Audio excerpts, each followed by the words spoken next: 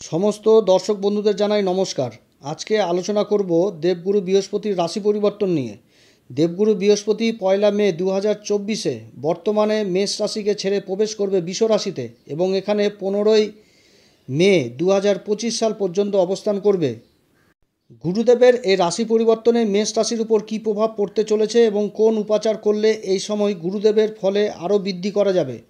তবে বিশেষ করে মনে রাখবেন, গ্রহের গোচর সম্পূর্ণভাবে নির্ভর করে জাতকের জন্মকুষ্ঠির গ্রহের দশা এবং গ্রহের অবস্থানের উপর। আমরা যে আলোচনা করছি এটা আমাদের একটা প্রচেষ্টা মাত্র। ভিডিওটি শুরু করার আগেই বলি, দর্শক বন্ধুরা, যদি আমার এই পরামর্শ সত্যি কার্যকরী মনে হয় তাহলে আমার চ্যানেলটিকে অবশ্যই সাবস্ক্রাইব করবেন এবং পাশে থাকা বেল আইকনটি প্রেস করবেন। তাতে আমাদের সমস্ত ভিডিও আপনাদের কাছে সহজে পৌঁছে যাবে। বর্তমানে মেষ রাশির যে সমস্ত জাতক জাতিকার গুরুর মহাদশা কিংবা গুরুর অন্তর্দশা চলছে তাদের জন্য কিন্তু আজকের আলোচনা প্রচণ্ড গুরুত্বপূর্ণ হতে যাচ্ছে।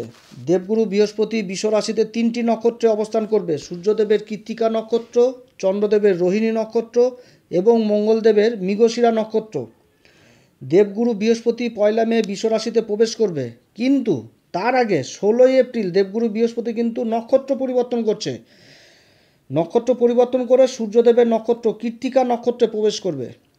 এরপরে 13 জুন গুরুদেব বৃহস্পতি প্রবেশ করবে রোহিণী নক্ষত্রে এবং এরপর 20 আগস্ট দেবগুরু বৃহস্পতি প্রবেশ করবে মঙ্গলদেবের নক্ষত্র মৃগশিরা নক্ষত্রে এবং তার সাথে 9 অক্টোবর দেবগুরু বৃহস্পতি বক্রী হবে এবং 28 নভেম্বর দেবগুরু বৃহস্পতি বক্রী হয়ে প্রবেশ করবে চন্দ্রদেবের নক্ষত্র রোহিণীতে এবং ফেব্রুয়ারির 4 তারিখ অর্থাৎ 2025 সালের ফেব্রুয়ারির 4 তারিখে দেবগুরু বৃহস্পতি মার্গী হবে এবং 10 এপ্রিল 2025-এ দেবগুরু বৃহস্পতি প্রবেশ করবে মঙ্গলের নক্ষত্রে মৃগশিরাতে। তার সাথে 15 মে 2025 দেবগুরু বৃহস্পতি রাশি পরিবর্তন করে এগিয়ে যাবে।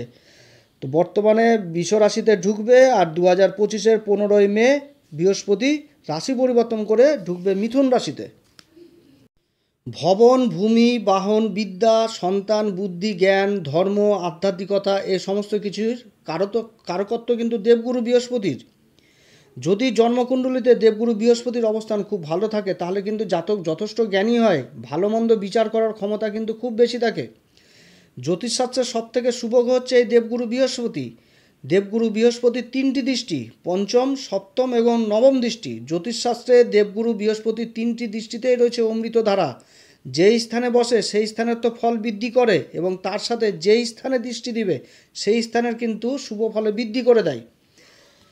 তো দেবগুরু বৃহস্পতি এই 3টা নক্ষত্রে অবস্থান করবে। তো এই নক্ষত্রগুলোর সম্বন্ধে কিছু আপনাদের একটু আইডিয়া দিই। কৃত্তিকা নক্ষত্র।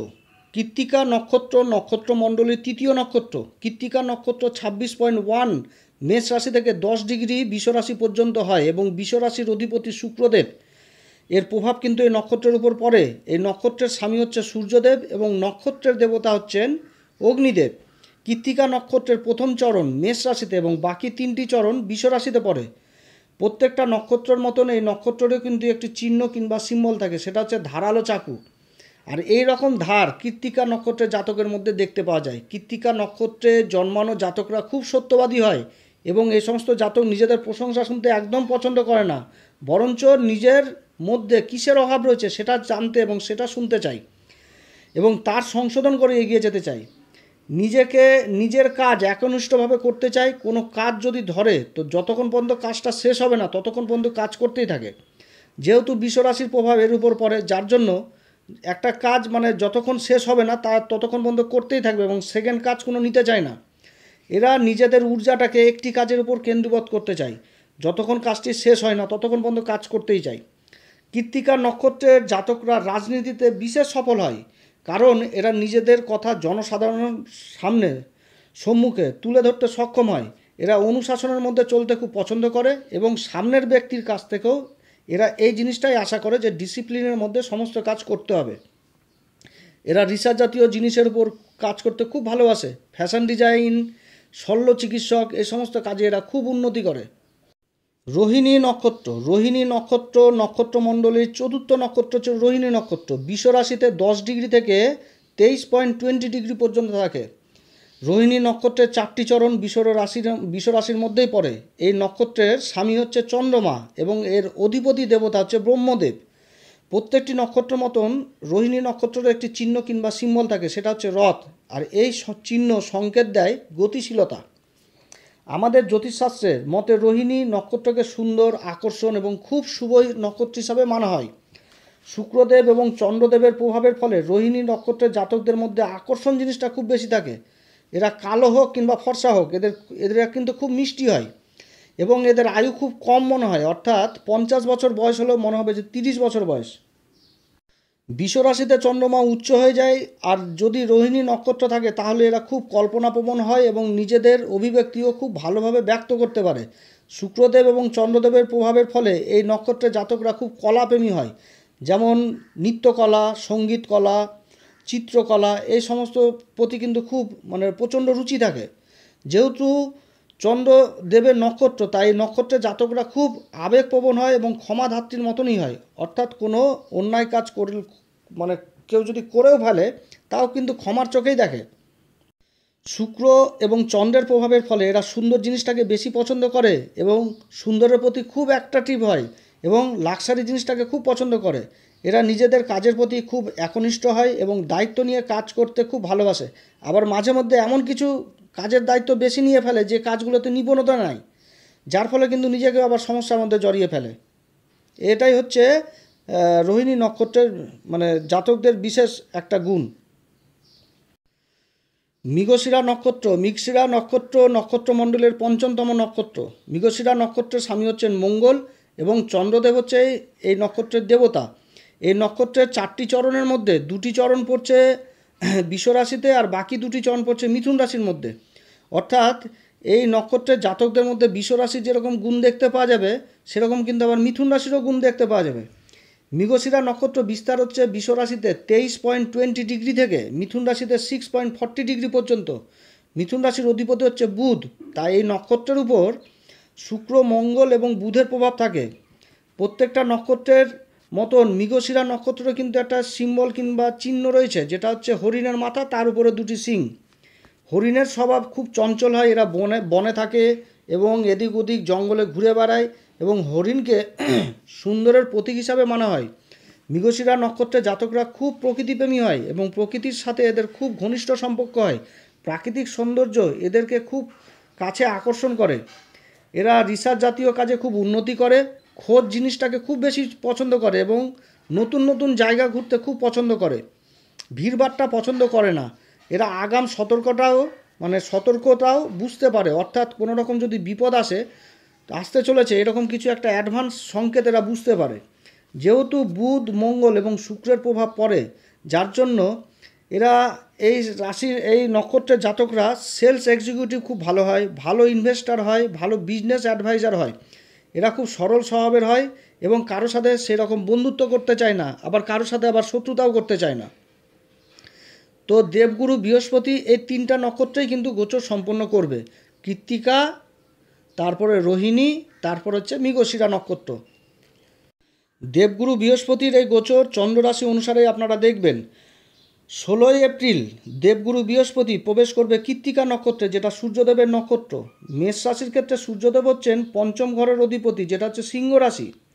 গুরুদেব যখন এই কৃত্তিকা নক্ষত্রে প্রবেশ করবে, যার ফলে বৃহস্পতি কিন্তু কিসের কারক, যে বৃহস্পতি সন্তানের কারক। তো সূর্যদেবের নক্ষত্রে যখন গোচর করবে তখন কিন্তু মেষ রাশির মায়েদের সন্তান সুখের কিন্তু প্রাপ্তি ঘটাবে। যে সমস্ত মায়েরা সন্তান সুখ থেকে বঞ্চিত, তাদের কিন্তু সন্তান সুখের প্রাপ্তি ঘটাবে বৃহস্পতি। সন্তানের কর্মে যথেষ্ট উন্নতি হবে, সন্তানের পড়াশোনাতেও যথেষ্ট মন বসবে, শিক্ষাক্ষেত্রে যথেষ্ট প্রগতি দেখা দেবে, প্রতিযোগী পরীক্ষাতেও তো আবার সফল হবে। 5ম ঘর কিন্তু আবার প্রেম ভালোবাসার ঘর। তো এই সময় কিন্তু নতুন বন্ধুবান্ধব জীবনে আসার কিন্তু সময়। 5ম ঘর হচ্ছে সঙ্গীত কলা, নৃত্যকলা, চিত্রকলা, এই ঘর থেকে কিন্তু দেখা হয়। তো এই সময়ে এই সমস্ত কাজে যারা যুক্ত রয়েছেন তাদের কিন্তু যথেষ্ট উন্নতি দেখা দিবে। দেবগুরু বৃহস্পতি 16 এপ্রিল নক্ষত্র পরিবর্তন করে কৃত্তিকা নক্ষত্র প্রবেশ করছে। এবার কৃত্তিকা নক্ষত্র থেকেই কিন্তু 1 মে দেবগুরু বৃহস্পতি প্রবেশ করবে বৃষ রাশিতে। তো এই সময় জাতকের আর্থিক দিক যথেষ্ট উন্নতি হবে, যথেষ্ট সম্পত্তি ধনসম্পত্তি সঞ্চয় করতে পারবে এবং এই সময় আত্মীয় স্বজন কুটুমদের সাথে সম্পর্ক খুব ভালো হবে। দেবগুরু বৃহস্পতির 3টি দৃষ্টি, পঞ্চম দৃষ্টি পড়ছে ষষ্ঠ ঘর যেটা কন্যা রাশি, এবং এই কন্যা রাশিতে বসে রয়েছে কেতু, আর কেতু বসে রয়েছে কি হস্তা নক্ষত্রে। তো কেতু কিন্তু সম্পূর্ণভাবে গুরুদেবের আয়ত্তে চলে আসবে।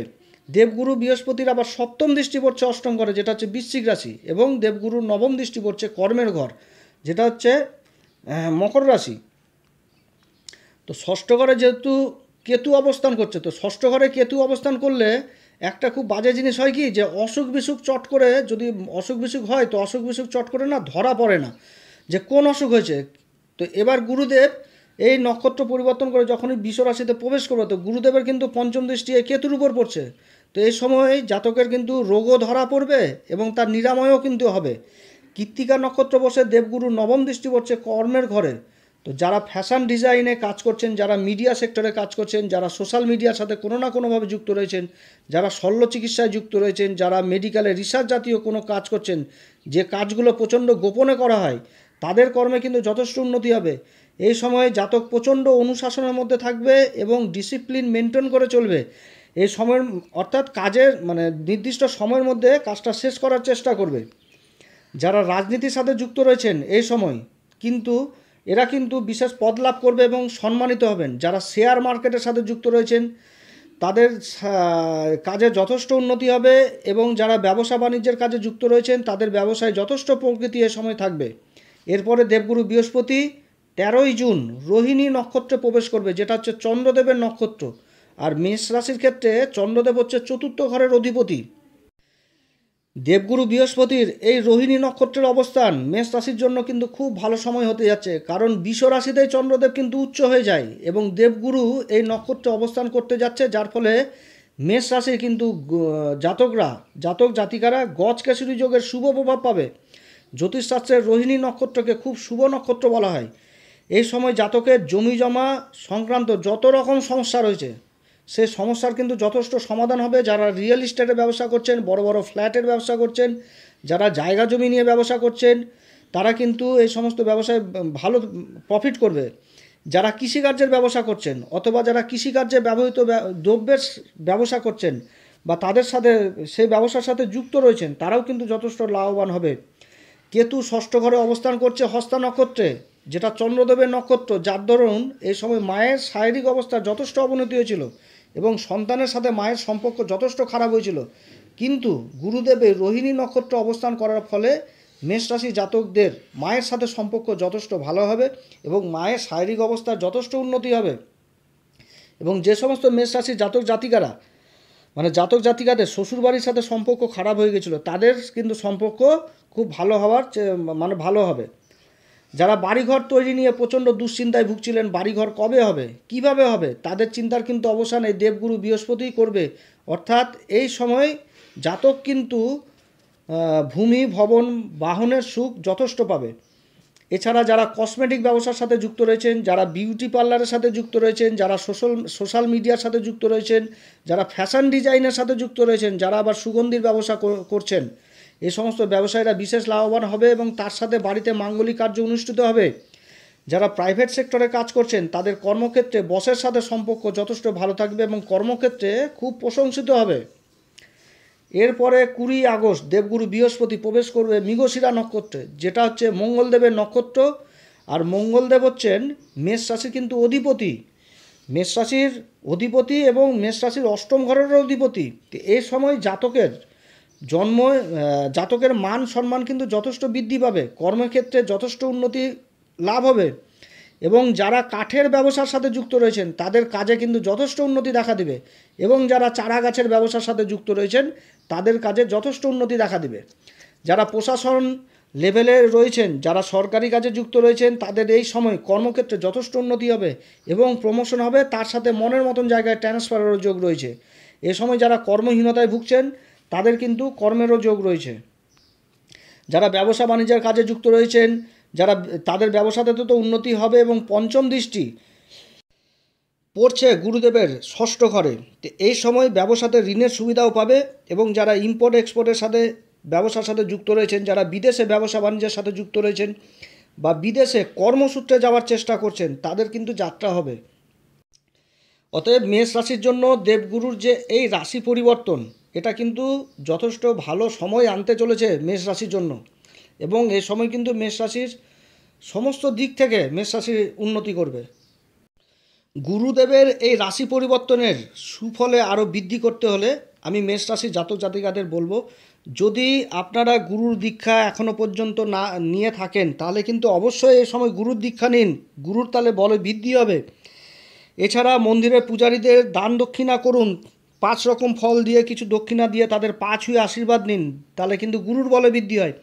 এছাড়া যারা দুস্থ শিক্ষার্থী, যারা পয়সার অভাবে বইপত্র খাতাপত্র কিনতে পারে না, তাদের শিক্ষার সামগ্রী দিয়ে সাহায্য করুন, তাতে গুরুদেবের বল বৃদ্ধি হয়। এবং বাড়িতে এই সময় অবশ্যই সত্যনারায়ণ লক্ষ্মীনারায়ণের পূজা অবশ্যই দিবেন, তাতে ধন বৃদ্ধি হবেই হবে। এবং গুরুদেবের বল যথেষ্ট বৃদ্ধি পাবে। হলুদের গিট সঙ্গে রাখবেন, কেশরের টিকা অবশ্যই ব্যবহার করবেন, তাতে গুরুদেবের বল বৃদ্ধি হয়। অতএব প্রিয় দর্শক বন্ধুরা, আজকে এতটুকুই। আমি ঈশ্বরের কাছে প্রার্থনা করি এই গুরুদেবের এই রাশি পরিবর্তন যেন আপনাদের জীবনে সুখ স্বাচ্ছন্দ্যে যেন ভরে উঠুক, আপনারা যেন সবাই ভালো থাকেন। যদি আমার এই পরামর্শ সত্যিই কার্যকরী মনে হয় তাহলে আমার এই চ্যানেলটিকে অবশ্যই সাবস্ক্রাইব করবেন, পাশে থাকা বেল আইকনটি প্রেস করবেন, তাতে আমাদের সমস্ত ভিডিও আপনাদের কাছে সহজে পৌঁছে যাবে। নমস্কার, ধন্যবাদ, ভালো থাকবেন।